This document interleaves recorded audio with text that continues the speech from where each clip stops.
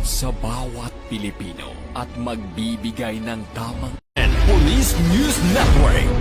At ngayon, ang inyong mga tagapagbalita. Magandang araw, Bagong Pilipinas. Ako ang inyong alagad ng batas, tagataguyod ng Balitang Pulis, Patrolman Gerald Gallardo. Maghahatid sa inyo ng tamang balita, kwento ng pulis at serbisyo para sa mamamayan. At ito ang PNP News Online. Ang pangunahing balita ng Police News Network, alagad ng batas, tagataguyod ng balita.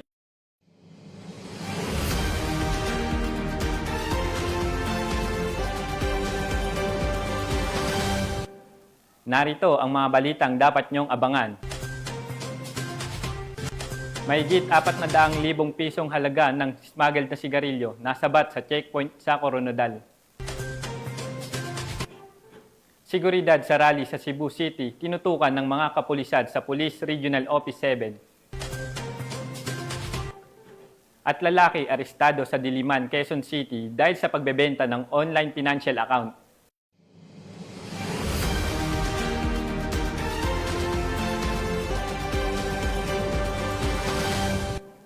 Narito ang mga balitang hatid ng ating PNN correspondent mula sa iba't ibang panig ng bansa.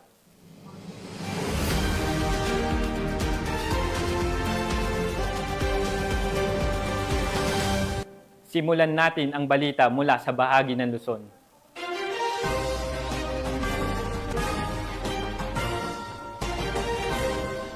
Arestado ang isang lalaki matapos mahuli sa ikinasang entrapment operation ng Quezon City District Anti-Cybercrime Team. At nakipagkasundo para sa meet-up sa isang lugar sa Maginhawa Street, Diliman, Quezon City. Dito na ikinasa ng mga tauhan ng Quezon City District Anti-Cybercrime Team ang isang entrapment operation.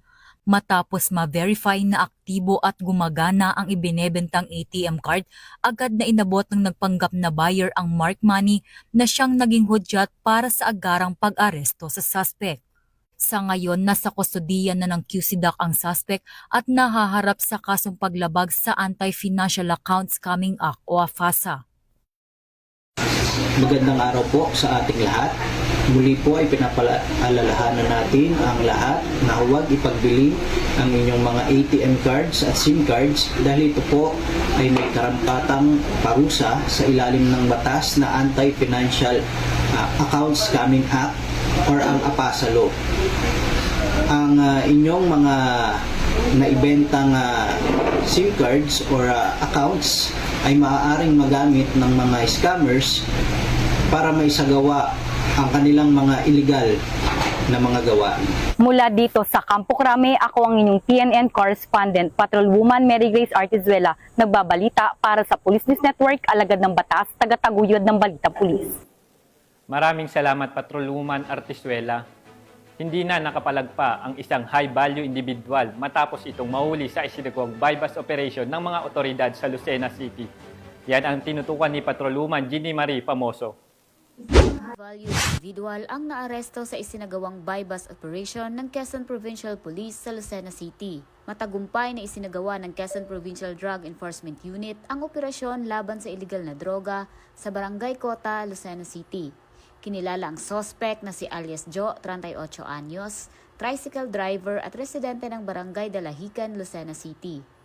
Nasamsa mula sa kanya ang 3 sachet ng hinihinalang shabu na tumitimbang ng 37 na gramo na may kabuwang halaga na mahigit 750,000 pesos sa street value. Nakuha rin ang isang self-sealing plastic bag na naglalaman ng 90 gram ng hinihinalang marijuana na nagkakahalaga ng 32,400 peso. 1,000 piso na ginamit bilang bypass money, isang sling bag, coin purse at isang tricycle na gamit ng suspect. Nahaharap ngayon ang suspect sa kasong paglabag sa Section 5 at Section 11 ng Republic Act 9165 o Comprehensive Dangerous Drugs Act of 2002. Patuloy namang pinaigting ng Quezon PPO ang kanilang kampanya laban sa iligal na droga sa buong lalawigan. Sa pamamagitan ng mas pinaigting na operasyon at pakikipagtulungan ng mga mamamayan, nananatiling matatag ang kanilang paninindigan na sugpuin ang anumang uri ng kriminalidad. Layunin ng kapulisan na masiguro hindi lamang ang kaligtasan ng bawat mamamayan, kundi pati na rin ang pagkakaroon ng mas tahimik, ligtas at paunlad na komunidad para sa mga taga Quezon. Mula dito sa Calabarzon, ako ang inyong Police News Network Correspondent, Patrolwoman Jevie Marie Famoso, alagad ng batas, tagataguyod ng balitang pulis. Maraming salamat, Patrolwoman Pamoso. Pinangunahan ng Marinduque Police Provincial Office ang isang road safety at implant K5 seminar sa bayan ng Mugpog bilang bahagi ng kanilang pinaigting na kampanya para sa kaligtasan sa kalsada at disiplina sa lansangan. Yan ang balitang hatid ni Patrolwoman Christine Lorenzo. Matagumpay na isinagawa ng Marinduque Police Provincial Office sa pangunguna ni Provincial Director Police Colonel Arthur A. Salida ang Road Safety at Implant K5 Seminar nito lamang ika-12 ng Setyembre sa covered court na barangay ng Kauno, Bayan ng Mugpog, Marinduque. Katuwang dito si Police Major Jerome V. Menjola, Acting Chief ng Police Community Affairs and Development Unit at dinaluhan ng mga motorista, barangay officials, kabataan at iba pang kinatawan mula sa iba't ibang sektor ng komunidad. Formal na sinimulan ang programa sa pamamagitan ng panalangin ni Pastor Arnelito Requillas, sinundan ng welcome remarks mula kay Police Major Ferdinand G. Lacdao, Acting Chief ng Police ng Mugpog Municipal Police Station. Sa kanyang mensahe, binigyang diin ni Police Colonel Salida ang kahalagahan ng disiplina at pagiging responsable ng bawat motorista upang makaiwas sa aksidente at makatulong sa mas ligtas na pamayanan. Sa lecture proper, tinalakay ni Police Executive Master Sergeant Agerico Luis C. Javier ang mga mahahalagang kaalaman ukol sa road safety. Ipinaliwanag ni Ms. Kaysaline Mauzar Tapel mula sa Land Transportation Office ang mga probisyon ng Republic Act 4136 o Land Transportation and Traffic Code. Inilahad naman ni Police Lieutenant Violeta M. Hernandez, Chief ng WCPD, ang nilalaman ng Implant K5 na nakatuon sa pagpapanatili ng kaayusan at seguridad sa mga barangay.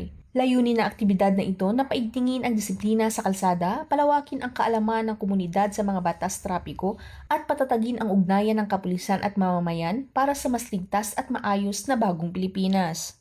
Mula dito sa Home of the Police Eco Warriors, Calapan City, Oriental, Mindoro, ako ang inyong PNN Correspondent, Patrolwoman Christine Lorenzo, alagad ng batas, tagataguyod ng balitang pulis. Maraming salamat, Patrolwoman Lorenzo. Tiniyak ng PNP katuwang ang iba pang ahensya ng pamahalaan ang seguridad at kaayusan sa ginanap na Translasyon 2025 sa Naga City bilang pagdiriwang ng Peña Francia Festival kung saan libu-libong deboto ang nakiisa sa aktibidad. Patrolwoman Vanessa Sol sa balita. Ang taunang traslasyon procession ngayong 2025 bilang bahagi ng Peña Francia Festival na itinuturing na pinakamalaking reliyosong pagtitipon sa Bicol at isa sa pinakakilala sa buong bansa. Libo-libong deboto mula sa iba't ibang panig ng Pilipinas at maging sa ibang bansa ang dumagsa upang masaksihan at makiisa sa mapayapang paglipat ng mahal na ina Nuestra Señora de Peña Francia mula sa Basilica Minore patungong Naga Metropolitan Cathedral. Sa kabila ng dagsa ng mga tao, nananatiling maayos at ligtas ang prosesyon dahil sa mahigpit na seguridad at koordinasyon ng mga otoridad kabilang ang Philippine National Police, Bureau of Fire Protection at iba pang ahensya ng pamahalaan. Ang matagumpay na pagdiriwang ay patunay ng matibay na pananampalataya ng mga Bicolano at ng patuloy na debosyon kay ina. Ang traslasyon ang nagsisilbing hudyat ng pagsisimula ng week-long highlights ng Peña Francia Festival na taon-taong inaabangan ng mga deboto at turista. Mula dito sa Naga City, ako ang iyong PNN Correspondent, Patrolwoman Vanessa Sol, alagad ng batas, tagataguyod ng balitang pulis. Maraming salamat, Patrolwoman Sol. 3 sospek ang naaresto ng Pasay PNP matapos mahulihan ng shabu sa isinagawang simultaneous anti-criminality and law enforcement operation o SACLEO sa lungsod ng Pasay. Nakibalita dyan si Patrolwoman Ivy Corporal. Arestado ang 3 lalaki sa isinagawang simultaneous anti-criminality and law enforcement operation o Oplan Galugad bandang alas 12:50 ng madaling araw sa barangay 184 Maricaban, Pasay City nitong Setyembre 13 taong kasalukuyan. Kinilala ang mga sospek na sina alias Atan, 36 anyos, alias Tata, 38 anyos, miyembro ng Sputnik Gang, at alias Tintin, 46 anyos, at parehong mga residente ng Pasay City.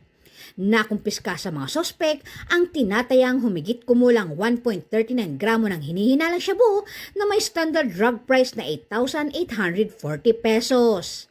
Dinala ang mga sospek at ang mga nakumpiskang ebidensya sa Substation 7 para sa kaukulang dokumentasyon at sa Pasay City General Hospital para sa physical examination at ito turn over sa Station Drug Enforcement Unit ng Pasay City Police Station para sa masusing investigasyon. Sila ay nahaharap sa kasong paglabag sa Section 11, Article 2 ng Republic Act 9165 o mas kilala bilang Comprehensive Dangerous Drug Act of 2002. Mula dito sa Camp Bagong Diwa, Bikutan, Taguig City, ako po ang inyong PNN correspondent, Patrolwoman Ivy Corporal, alagad ng batas, tagataguyod ng Balitang Pulis. Maraming salamat, Patrolwoman Corporal. Isang high-value individual ang naaresto ng mga operatiba matapos ang ikinasang bypass operation sa Baguio City na nagresulta rin sa pagkakasamsam ng hinihinalang shabu na tinatayang nagkakahalaga ng mahigit 100,000 piso. Patrolwoman Jessie Sabado sa balita. Naaresto ang isang high-value individual sa isinagawang search warrant operation sa Barangay Luwakan Proper, Baguio City noong 13 ng Setyembre taong kasalukuyan. Nasamsam mula sa suspek ang 3 sachet ng hinihinalang shabu na may bigat na humigit kumulang 15 gramo at tinatayang nagkakahalaga ng 102,000 piso. Na-recover din ang ilang bukas na sachet at iba't ibang drug paraphernalia. Ang operasyon ay ikinasa ng Philippine Drug Enforcement Agency Cordillera, katuwang ang iba pang unit ng Philippine National Police at isinagawa sa bisa ng search warrant na inilabas ng Regional Trial Court Branch 6, Baguio City. Kasalukuyang nasa kustodiya ng PDEACAR ang suspek at mga ebidensya para sa dokumentasyon at tamang disposisyon. Ang matagumpay na operasyong ito ay bahagi ng pagpapatupad ng 7 agenda ng Acting Chief PNP na nakatuon sa mas epektibong operasyon, pagtugon sa kriminalidad tungo sa bagong Pilipinas. Mula dito sa probinsya ng Apayao, akong yung PNN correspondent, Patrolwoman Jessie Sabado, alagad ng batas, tagataguyod ng Balitang Pulis.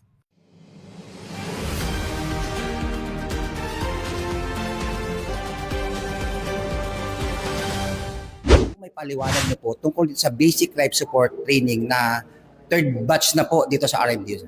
Ang basic life support training ay isa sa mga programa ng ating butihing direktor na si Police Brigadier General Jezebel Dominguez Medina na kung saan na nararapat na lahat ng miyembro ng RMDU at ng Health Service ay marunong sa basic life support training at hindi lang sa BLS kundi sa mga iba pang training na pangangailangan para pag kami ay responde sa mga pangangailangan ng kalusugan sa buong kapulisan, equipped at ready ang miyembro ng Health Service.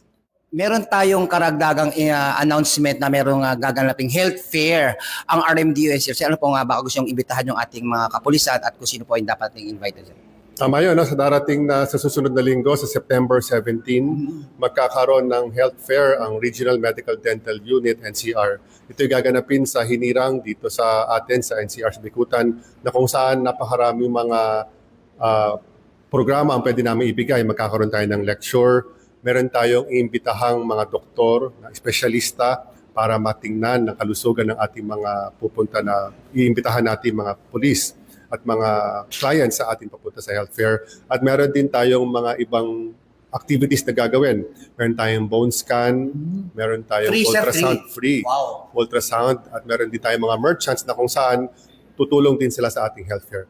At isa rin sa mga highlight ng ating health fair ay magkakaroon tayo ng blood donation activity na kung saan ang ating team partner ay isang hospital din, isang tertiary hospital na kung saan sila rin ang magiging partner natin para sa ating bloodletting activity na gagamitin din natin itong mga dugo na ito kung sa pangangailangan ng mga pulis na kapag sila ay na-hospital.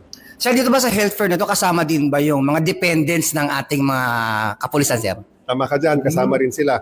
Non-uniform, police, PNP NUP siya kasama rin? Yes, PNP personnel, NUP and uniform, and also their dependents. Thank you, sir. Police News Network, alagad ng batas, tagapagtaguyod ng Balitang Pulis, sandigan ng mamamayan, patnubay ng katotohanan.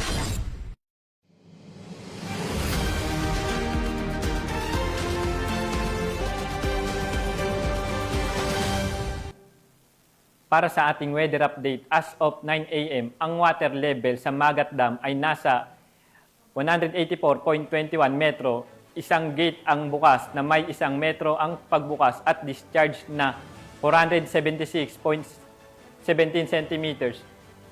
May low pressure area 235 kilometers kanluran ng San Jose Occidental, Mindoro na nagdudulot ng easterlies sa ilagang bahagi ng Luzon.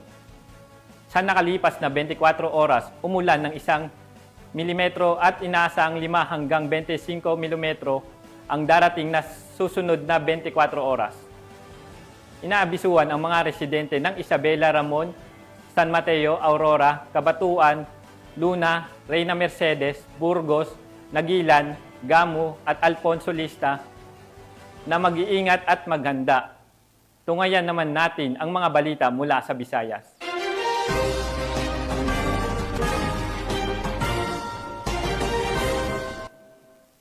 Mas pinaigting ng mga tauhan ng Police Regional Office 7 ang kanilang seguridad sa isinagawang rally sa Cebu City upang matiyak ang kaligtasan at kaayusan ng publiko.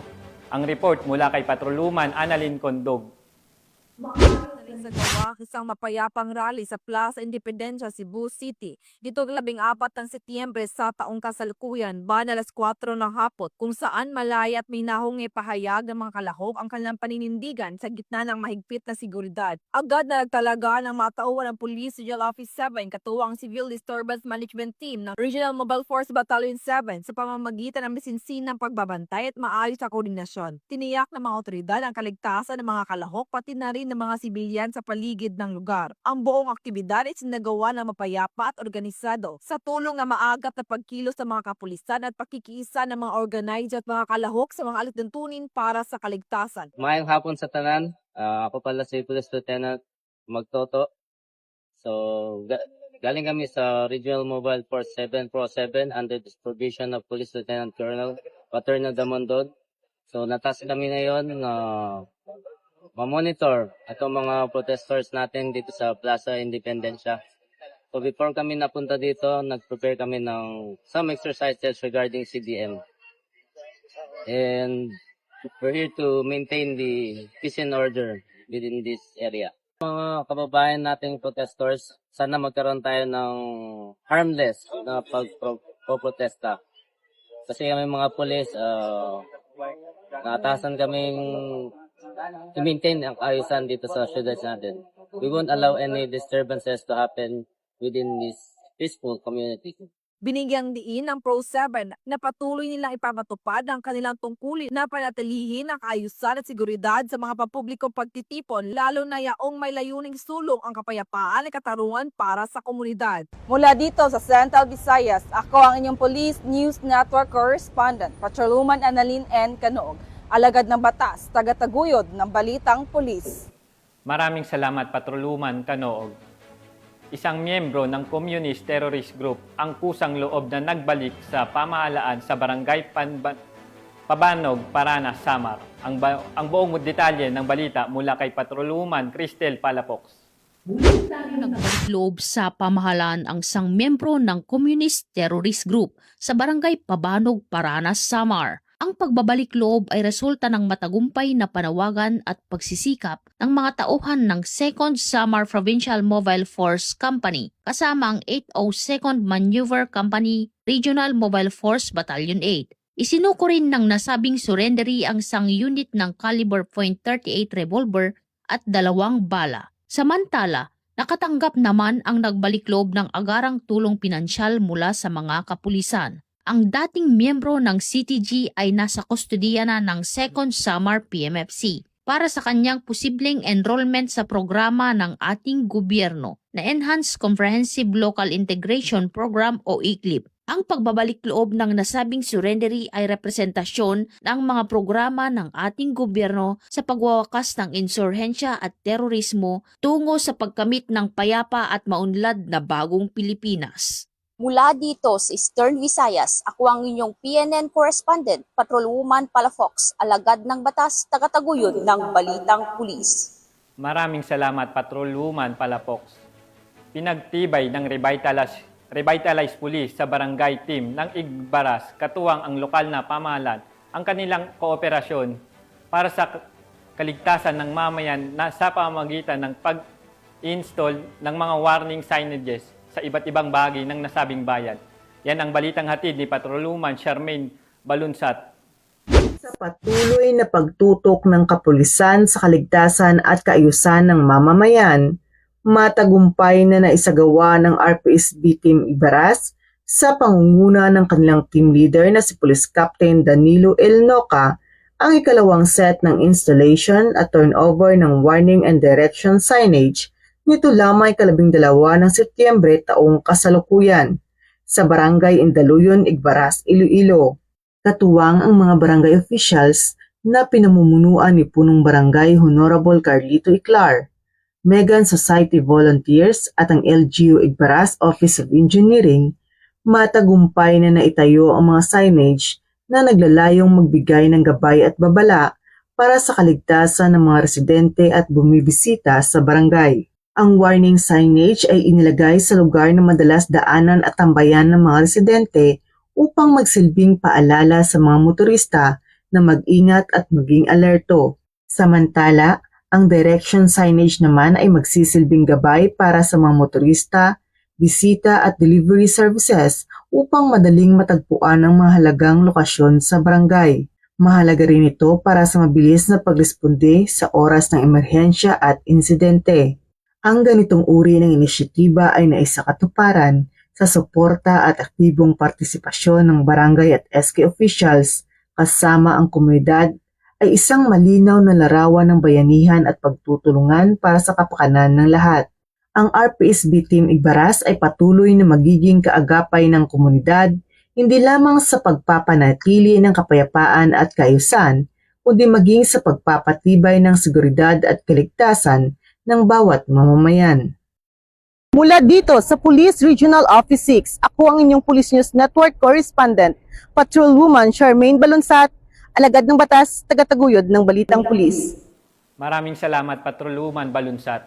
Narito naman ang mga balita mula sa bahagi ng Mindanao.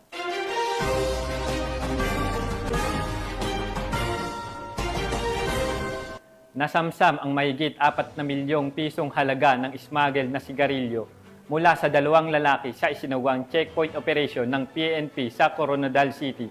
Tinutukan niyan ni Patrolwoman Emilio Pedroso. Nasabat ang mahigit 4 na milyong halaga ng smuggled na sigarilyo mula sa 2 lalaki sa isinagawang checkpoint operation ng 1st South Cotabato Provincial Mobile Force Company 3rd Maneuver Platoon sa kahabaan ng National Highway Barangay Saravia, Coronadal City, South Cotabato, bandang alas 4:25 ng madaling araw ng ika-13 ng Setyembre taong kasalukuyan. Sa isinagawang checkpoint, naharang ang isang wing van truck na minamaneho ng isang sospek kasama ang isa niyang pahinante na naglalaman ng 1,950 rims ng Titan at Canon brand ng pinaghihinalaang smuggled na sigarilyo na walang kaukulang tax stamp at label mula sa Bureau of Internal Revenue. Tinatayang nagkakahalaga ang mga ito ng humigit kumulang sa 4,082,000 pesos. Kinilala ang mga sospek sa alias na Joe, 30 taong gulang, at alias Abby, 24 na taong gulang, na parehong residente ng Zone 7, Soldier Hills, Patag, Cagayan de Oro City. Nahaharap ang mga sospek sa kasong paglabag sa RA 10643 o Graphic Health Warning Law at Republic Act 10863. O Customs Modernization and Traffic Act. Habang nagpapatuloy ang investigasyon ng Police Regional Office 12 at patuloy din ang pinaigting na kampanya ng mga otoridad laban sa ilegal na produkto, lalo na yaong mga hindi sumusunod sa batas at maaaring makasama sa kalusugan ng publiko, na siyang nagpapakita ng matatag na koordinasyon at pagtutulungan ng iba't ibang ahensya ng pamahalaan upang mapanatili ang kaayusan at kaligtasan ng mamamayan laban sa mga mapanlinlang at iligal na kalakaran. Mula dito sa Police Regional Office 12, General Santos City, ako inyong Police News Correspondent, Patrolwoman Emelo F. Pedroso, alagad na batas, tagataguyod ng Balitang Pulis. Maraming salamat, Patrolwoman Pedroso. 2 high-value target ang naaresto habang tinatayang 3.4 milyong pisong halaga ng shabu ang nasabat sa isang joint bypass operation ng mga tauhan ng Philippine National Police at Philippine Drug Enforcement Agency, Bangsamoro Autonomous Region in Muslim Mindanao. Patrolwoman Veronica Lagi sa report. Nasabat ang 3,400,000 pesos halaga ng shabu habang arestado ang 2 babaeng high-value target sa isinagawang PNP at Bidea Barm bypass operation sa Barangay Serimanok, Marawi City, Lanao del Sur nito lamang ika-10 ng Setyembre taong kasalukuyan. Kinilala ni Police Brigadier General Jason C. De Guzman, Regional Director ng PROBAR, ang mga suspect na sina alias Angie, 50 anyos at alias Noraida, 43 anyos na kapwa babae at pawang mga residente ng Sagyaran, Lanao del Sur. Naging matagumpay ang naturang operasyon dahil sa pinagsanib pwersa ng PIDEA BARM sa pamumuno ni PIDEA BARM Director Gil Cesario Castro, katuwang ang mga personahe ng PROBAR at 4th Mechanized Battalion ng Philippine Army na nagresulta sa pagkakaaresto ng mga suspek. Nakumpiska rin ang isang malaking self-sealing transparent plastic bag na naglalaman ng hinihinalang shabu na may bigat na humigit kumulang 500 gramo at may halagang nasa 3,400,000 pesos, bypass money, isang cellphone, isang sling bag at isang identification card. Mahaharap ang mga suspek sa kasong paglabag sa Section 5, Article 2 ng Republic Act 9165 o Comprehensive Dangerous Drugs Act of 2002.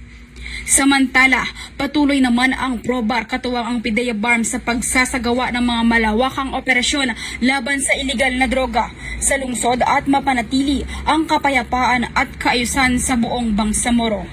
Mula rito sa rehiyon ng Bangsamoro, ako ang inyong Police News Network Correspondent, Patrolwoman Veronica Lagi, alagad ng batas, tagataguyod ng Balitang Pulis. Maraming salamat, Patrolwoman Lagi. Nahuli ng mga otoridad ang isang most wanted person matapos itong maaresto dahil sa kasong qualified rape sa Isabela City. Alamin ang detalye ng report mula kay Patrolwoman Luis Marie Conde. Isang most wanted person sa Barangay Santa Cruz, Isabela City, nito lamang ika-11 ng Setyembre taong kasalukuyan. Kinilala ni Police Major Kuhutan H. Imlani Jr., Acting Chief of Police ng Isabela City Police Station, ang naarestong suspect na si alias Maman, 30 anyos, may asawa, isang vendor at residente ng Barangay Siasi, Sulu. Ayon kay Police Major Imlani, bandang alas 9:34 ng gabi nang nadakip ang suspect sa Barangay Santa Cruz, Isabela City ng mga operatiba ng Isabela City Police Station. Mahaharap ang suspect sa kasong qualified rape of a minor na may criminal case number na 9614 na inisyu ni Honorable Verna Kate B. Santos, Presiding Judge, 9th Judicial Region, Branch 1, Isabela City, Basilan, noong ika-9 ng Setyembre taong kasalukuyan at walang inirekomendang piyansa. Nasa kustodiya na ng Isabela City Police Station ang suspect para sa maayos na dokumentasyon at tamang disposisyon. Patuloy na paiigtingin ng PNP ang pagpapatupad ng batas upang makamit ang mapayapa, maayos at ligtas na bansa para sa mas maunlad na bagong Pilipinas. Mula dito sa Zamboanga Peninsula, ako ang inyong PNN Correspondent, Patrolwoman Luis Marie Conde, alagad ng batas, tagataguyod ng Balitang Pulis. Maraming salamat, Patrolwoman Conde. Hawak na ng otoridad ang mga nakatalang top 1 regional most wanted person matapos itong maaresto kaugnay sa kasong parricide at murder sa Bukidnon. Magbabalita dyan si Patrolwoman Danessa Berdos. Ang lalaking tinaguri ang top 1 most wanted person sa rehiyon, probinsya at lungsod kaugnay sa kasong parricide 2 counts at murder matapos ang halos 4 na buwang masusing investigasyon. Kinilala ni Police Colonel Jofet Luntak Kulaway, Provincial Director ng Bukidnon PPO, ang suspect na si alias Kentoy, lalaki na sa saktong gulang at residente ng nasabing lugar. Matatandaan na ang kaso ay nag-ugat sa madugong insidente ng multiple murder noong ika-22 ng Mayo taong kasalukuyan sa Sitio Anduhon, Purok 11, Barangay Managok, Malebalay City, Bukidnon, kung saan 3 individual ang nasawi. sa pamamagitan ng masusing investigasyon at pakikipag-ugnayan ng Malaybalay CPS sa iba't ibang partner agencies, mga testigo, kaanak ng mga biktima at mga kakilala ng suspect ay matagumpay na naisagawa ang operasyon. Ika-11 ng Setyembre taong kasalukuyan nang inilabas ang warrant of arrest laban sa akusado na pawang walang inirekomendang piyansa. Ang suspect ay nadakip ng mga tauhan ng Malaybalay City Police Station sa bisa ng naturang warrant at kasalukuyang nasa kustudiya ng Malaybalay CPS para sa kaukulang disposisyon. Mula dito sa Camp Capistrano, Gusa, Cagayan de Oro City, ako ang inyong Police News Network Correspondent, Patrolwoman Danessa Berdos, alagad ng batas, tagataguyod ng Balitang Pulis. Maraming salamat, Patrolwoman Berdos. Arestado ang isang pedicab driver na kinilalang street-level individual matapos mahuli sa ikinasang bypass operation ng PNP sa Butuan City. Narito ang detalye ng report mula kay PSSG Irish Joy Laureto. Timbog sa isinagawang bypass operation ng isang pedicab driver sa Purok 2 Sports Complex, Barangay Libertad, Butuan City, bandang alas 9 ng gabi, nito lamang Setyembre 11, taong kasalukuyan. Kinilala ang inaresto na si alias Long, 19 anyos, may kinakasama at residente sa Purok 11, Barangay Ongyo, Butuan City. Nakumpiska mula sa kanya ang tinatayang 10 gramo ng hinihinalang shabu na nagkakahalaga ng humigit kumulang 68,000 pesos. Ayon sa mga otoridad, kabilang sa mga tinutukoy na street-level individual drug personality. Naaresto ang suspect sa operasyon na isinagawa ng Station Drug Enforcement Unit at Butuan City Police Station 3. Sa ngayon, nasa kustudiya na ng Butuan City Police Station 3 ang suspect upang harapin ang kasong paglabag sa Republic Act 9165 o Comprehensive Dangerous Drug Act of 2022. Patuloy ang Butuan PNP sa kanilang maigting na kampanya laban sa iligal na droga bilang bahagi ng kanilang advokasya na mapanatili ang kapayapaan at kaligtasan sa buong komunidad. Mula dito sa Police Regional Office 13, ako ang inyong PNN News Correspondent, Police Staff Sergeant Irish Joy A. Laureto, alagad ng batas, tagataguyod ng Balitang Pulis. Maraming salamat, Police Staff Sergeant Laureto. At bago tayo magtapos sa ating programa, nais ko lang batiin ang Kimat Alibtak at Masiglakan Class of 2020 ng Happy 5th Anniversary. Sana po ay marami pang taon ang ating pagsamahan sa loob ng organisasyon. God bless po. At yan ang mga balitang nakalap ng ating PNN correspondent mula Luzon, Visayas at Mindanao. Sa ngalan ng pamunuan ng Philippine National Police sa pangunguna ni Acting Chief PNP Police Lieutenant General Jose Melencio Nartates Jr. at sa pamumuno ni President Ferdinand Bongbong Marcos Jr., kami ay maglilingkod sa bawat Pilipino at magbibigay ng tama at balansing balita. Mula rito sa tanggapan ng tagapag-ugnay ng Pambansang Pulisya, kami ang inyong alagad ng batas, tagataguyod ng Balitang Pulis. Ako ang inyong tagapag-ugnay, Patrolman Gerald Gallardo, maghahatid ng tamang balita, kwento ng pulis at serbisyo para sa mamamayan. At ito ang PNP News Online, ang pangunahing balita ng Police News Network.